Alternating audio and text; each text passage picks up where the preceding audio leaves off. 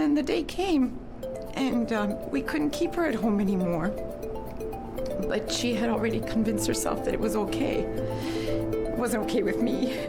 That's going to be hard to say, Mom, you have to go here like this. I don't know. I don't even know myself what we're going to say. I just know it has to be done. In the county of Simcoe, 18% of all our residents are age 65 and older. In paramedic services, almost half of the calls we respond to every year are individuals 65 years of age and older.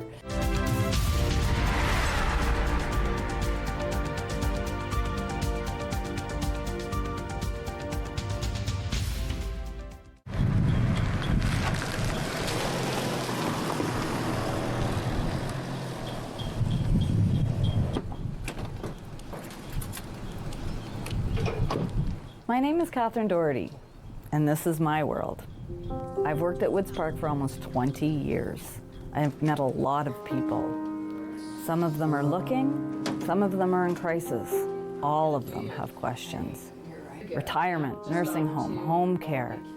It can be a system that's frustrating and confusing for everyone. It's really challenging to find a balance between our home life, work, and helping our aging parents with health issues, memory issues, doctor's appointments. It can leave us wondering, how did our parents become suddenly senior? So when did you sort of start realizing the signs that your parents were running into problems? Or in some of our cases, when did what are we looking for as signs for our family? We're trying to get Mom placed in a home right now, so you're waiting for the phone to ring every day and hoping that you're going to hear something. I really am missing a lot of my mom. We used to go places together and we have a lot of laughs. My mom still has her sense of humor, so I try and bring up things from the past and see what she can remember and what she can't. But oh, absolutely, because she still knows me, but she's not there anymore. My dad, we have noticed he's been depressed for about the last 2 months, maybe longer, but he didn't show it as much. His health is deteriorating because of the stress of looking after Mom. Mom and Dad were very social people. If they weren't out at friends' house, friends were at their house. They loved entertaining. My mom loved cooking. She loved doing meals and barbecues. And of course, they have a swimming pool. They used to golf. Plus, in the winter, they used to go to Florida. A big shock to go from all that to basically nothing. Most of their friends aren't living anymore. Very few of my dad's friends especially are still around. So. And it's to garden and everything, and God love her, she loves to garden. And that garden is a thing that anchors her to that house. Our household was always very, very happy. It was a lot of music and laughter and just lots of activities. There was never a day that was boring, never. There was always people in the house. And if we weren't home, we were always with other people. My parents had a big social life. We were in a very young family. We didn't know what it meant to have elders in the house. We didn't know the grandparents. It was always young lives. Oh, you forgot to do his airplanes.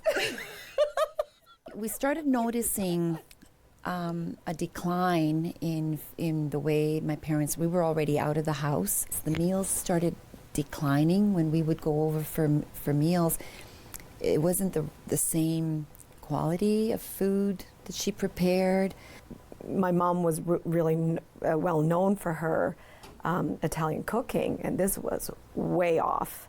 So I knew there was something wrong. And then the very next day, I called my sister and I said, "There's something wrong with Mom. We've got to bring her in." Whether she was on the bicycle, she was looking exactly. Dad was always very quiet throughout this whole. He always was very passive in our home. He was always the good guy.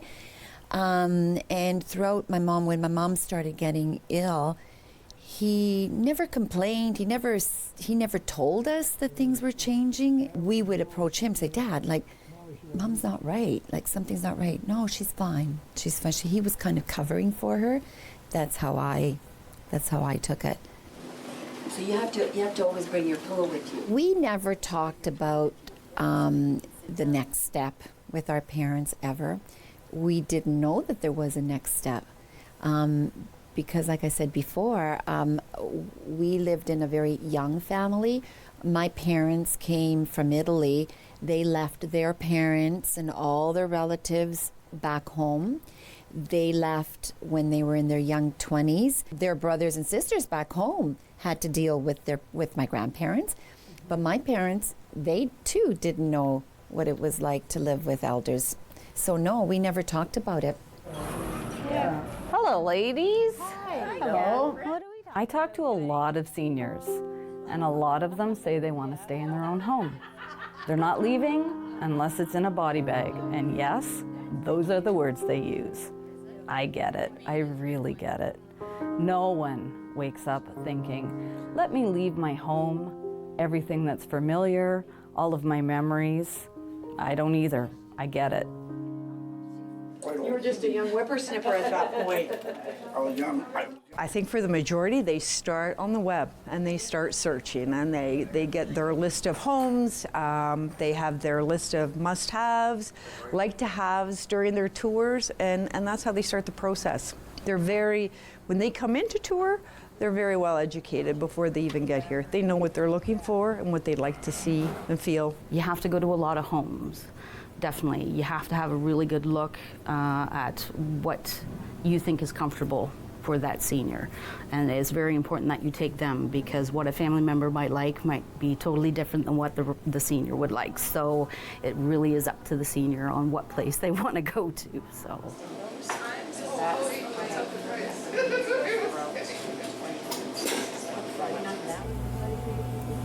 Let's give her a call.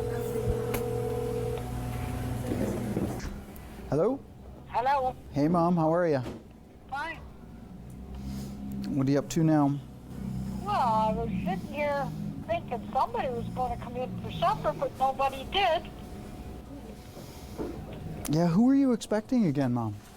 Well, Bob, this is somebody's apartment. It's Frank's or somebody's. No, Mom, it's your apartment. That's your apartment. You mentioned George a couple of minutes ago when I spoke with you. Yeah, I know. Mom, he's been dead quite a few years now.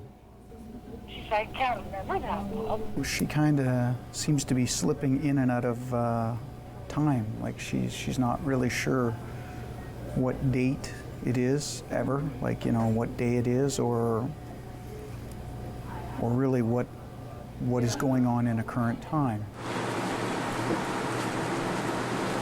Growing up, Mom was a lot different. She was outgoing, she was loud, and very social.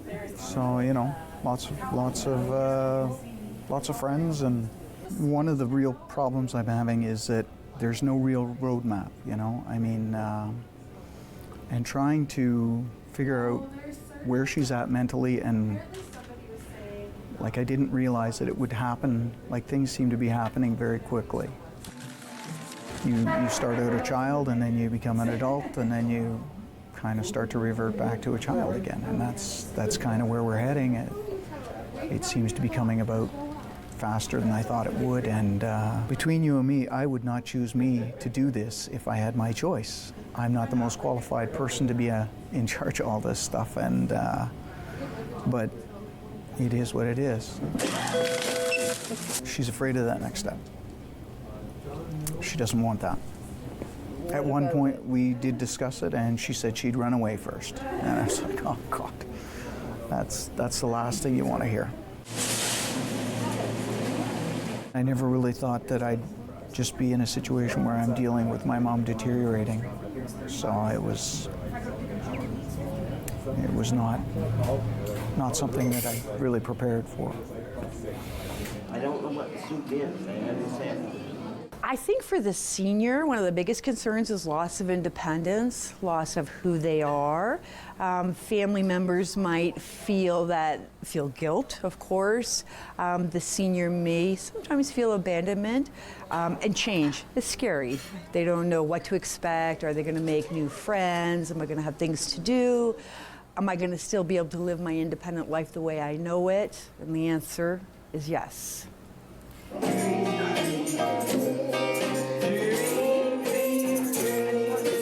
Oh my goodness, I love hearing families that laughingly complain that they can't reach their mom and dad. They've been trying to get them on the phone or visit, but they're so busy that they have to make an appointment. Or a senior that complains that they have to go out and shop for new clothes because they're gaining weight. They're eating properly again. We were fortunate. We tapped into Department of Veterans Affairs, and that allowed them to stay in their home a few years longer because they provided housekeeping and all that sort of thing. My mom, when I was growing up, was quite a busy lady. She was involved with the Legion as well as the church. She loved to keep busy in the community, and I think that was her social network. Back then, in a small community, it was population 1,200, so everybody knew everybody and everybody kind of helped out a little bit. It was hard to see her have to make that transition. It was really difficult to help her move her personal belongings out of a house that she'd lived in for 60 years. And just taking pictures off the walls that you knew would never be up there, and her struggle with that kind of helped you to realize that, yeah, this is something's going to be hard for her. If it's hard for me, it's going to be hard for her.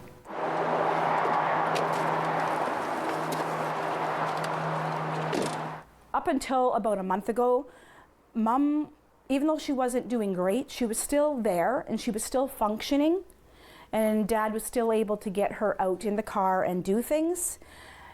But now, since the changes, I'm feeling much more hopeful and realize that she'll be safer for her safety. She needs to go to a home. She'll have more people around her that are like her, where she's not just at home, everybody watching Mom, not understanding her. She's going to have other ladies and men around her that are kind of similar to how she is. Have some of your cranberry juice. Thinking of Mom going into the home that day we get the call that we have to move her in 24 hours, I think it's going to be very hard. I've started to prepare. See, I'm getting choked up now. Started to prepare myself, but because she's still, you know, she still can talk to her, and she's not going to understand, but you can still explain things. She knows what's going on at the time, but that's going to be hard to say, Mom, you have to go here like this. I don't know. I don't even know myself what we're going to say. I just know it has to be done. In my world, a part of me thinks that instead of putting Mom in a nursing home, I should be looking after her. Oh, wow. Okay. Okay, Dad, it's your turn. Our fears were that we were taking my mom's life away. Like we were taking her from this home that she's been in forever and just removing her. Like, what will happen? Well, you know, because she couldn't talk anymore. She couldn't express her feelings. So it was like, what is she going to, she can't even tell us. At that point, she needed more than what we could care for. Like, we couldn't give her the care that she needed. Like, our whole life changed completely. Home that was her haven, their haven, wasn't going to be like that anymore. A big concern of a lot of family members that are coming in, they don't want to be the caregiver anymore for Mom or Dad. It's not that they don't want to do that role, they want to return to daughter or son role or husband or wife role. So then we can take on the role of caregiver here, which then allows the family to be the daughter, the son, the husband, the wife. You're not doing this to put them away. You're not doing this because you don't want to deal with them. It's because you have a job and you have kids and you have a family, and unfortunately you're not able to be there 24/7 to provide that care to your family.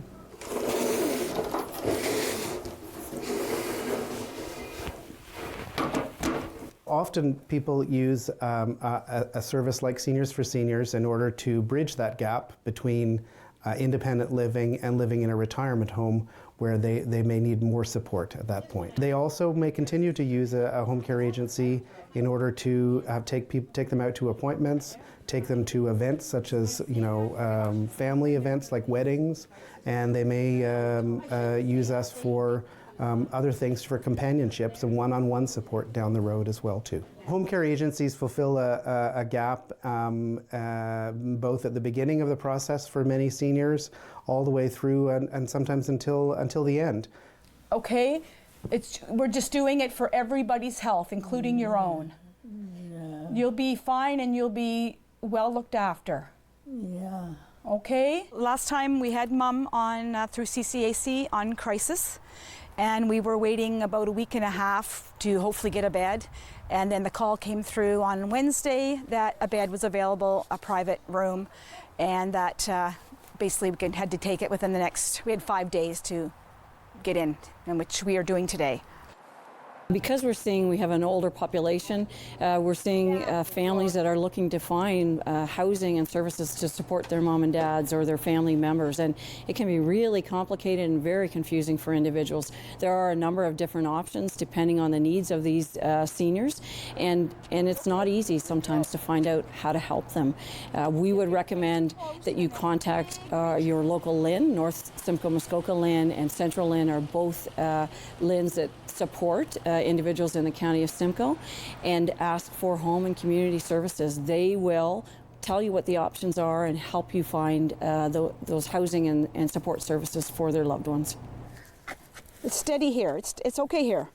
So in the car on the way over, Mom again said, "Where are we going?" And I said, well, we had told her that she was going for a little visit, that the girls that work for us are tired and need a break. She got really angry and upset and started to cry and mad, and saying that she couldn't believe that her family would do this to her. Is that heavy, Dad? In the area currently, the wait list, depending on what home you're looking at and depending on what type of bed you're looking at, could take anywhere. For example, if you're looking at a private bed, it could be anywhere between a year or 2 years, but that whole criteria changes when it comes into play that you're crisis.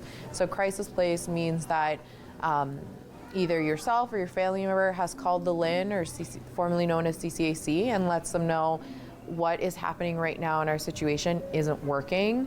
The individual is declining or really needs long-term care and can no longer live safely at home. So then the LHIN will put you on a crisis list, and that means when a bed becomes available, you will get a phone call. So instead of waiting longer, you could be waiting anywhere from a couple of weeks to a month to, I've seen people, 3 days. It really just depends on what that list looks like. We need to continue to look to our provincial government to provide more, not only housing, but services so people can stay within their homes in the communities and have the services so they can stay healthy and well and not need more services in the hospitals and institutionalized settings. I think a misconception in long-term care home is that it's the institutionalized version. When you move in, you can make your room look like your home, hang pictures, make it feel like home, make friends with other residents in the area. There are programs happening morning, afternoon, and some evenings and weekends. So it really is a next chapter in your life that you can really live by. I get everything dropped off at work. So there's even mini meals. Sometimes it's really, really hard to find a balance between helping your parent and taking over. This is something that I recognize within myself. I don't want to parent my parent. I know it's frustrating. It's frustrating for the senior. It's frustrating for the family members, especially if there's health issues or cognitive issues. We want to do what's best for our parent. It can be tough. Makes the place feel cozy, you know? Mm-hmm. Since the last time we spoke, I guess I've tried to move forward a little bit with getting some doctor's appointments and getting power of attorney, and started to look into the new, or some of the CCAC people. I haven't made calls there yet, but I've made some inquiries, and so I think next week I'll probably talk to them, maybe looking into getting some home care for my mom, maybe, you know, a few times a week, just maybe even just a visit, but Yeah, she's a dog. She never wanted to go into one of these homes, but I've started to question on whether I'm actually doing her a favor by not getting her into one of these homes, because as much fear as it is for her, I don't see a real good outcome if we just keep, it's not getting better, it's getting worse. I feel better, but I mean, it's still, it's still something that's not going away and, probably won't end well. I mean, it's one of those things that you have very little choice. You gotta go through it.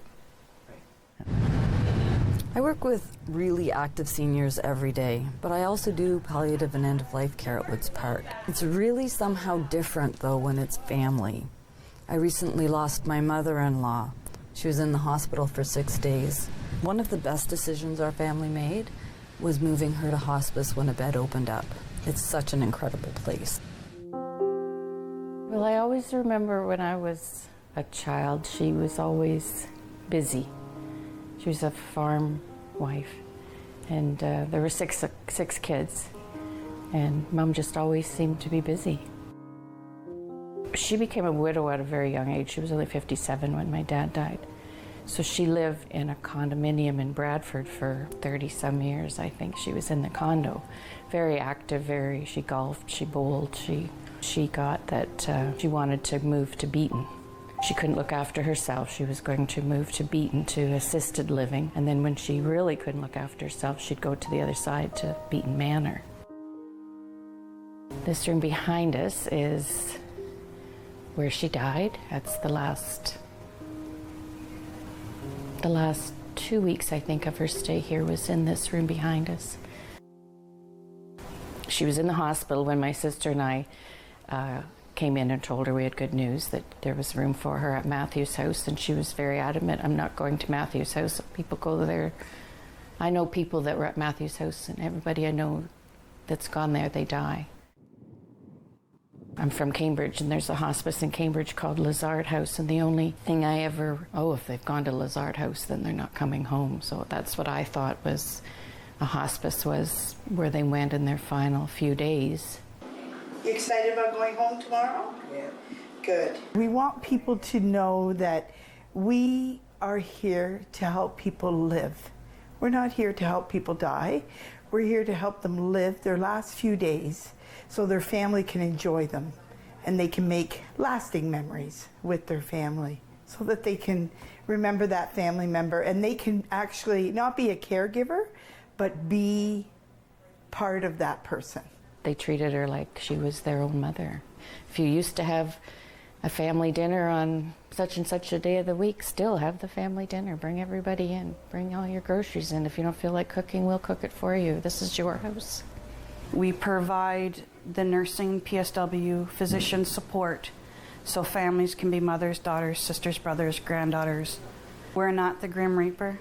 We're a beautiful facility. Hospices are wonderful, but our community can be afraid of them because of what hospices represent. That's where I said my goodbyes. It was great. Wish she was still here. I really, really worry about when it's my mom's turn. Are my brother and sister and I going to agree? That's a concern. Or when it's me. There's so many baby boomers out there. Is there going to be money, staff, help for when it's my turn? I know we're already struggling with wait times. There's less people becoming PSWs and nurses. I really worry sometimes about the seniors that are coming up behind the seniors of today.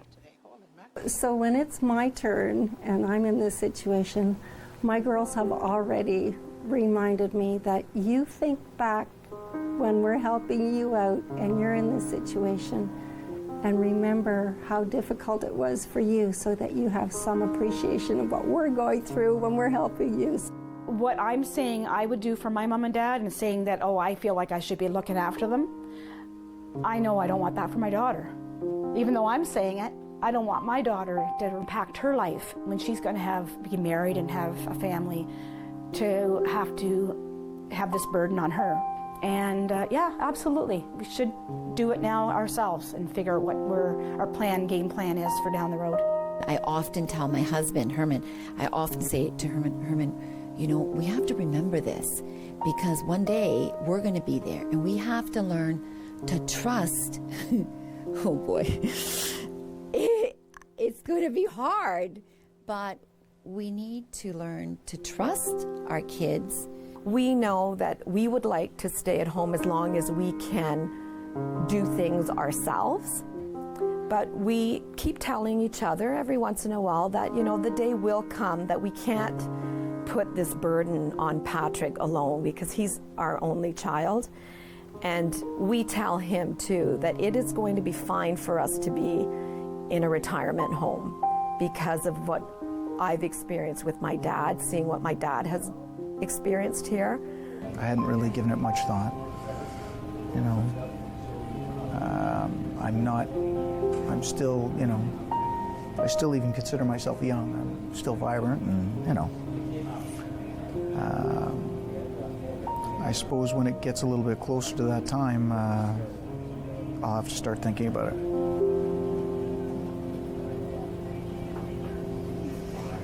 All right, so do you want to start? E. I think that working in this environment, I'm actually prepared for when it's my turn.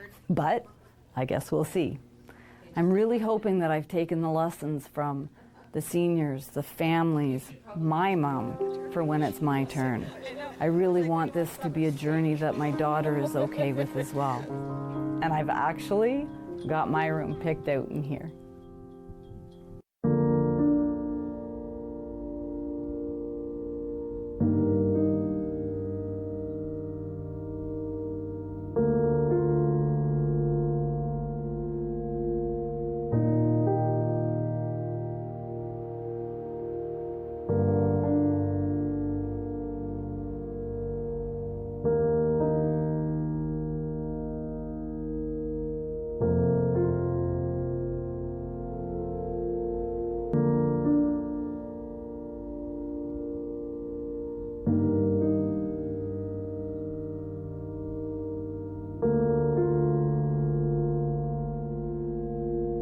Now this is my home.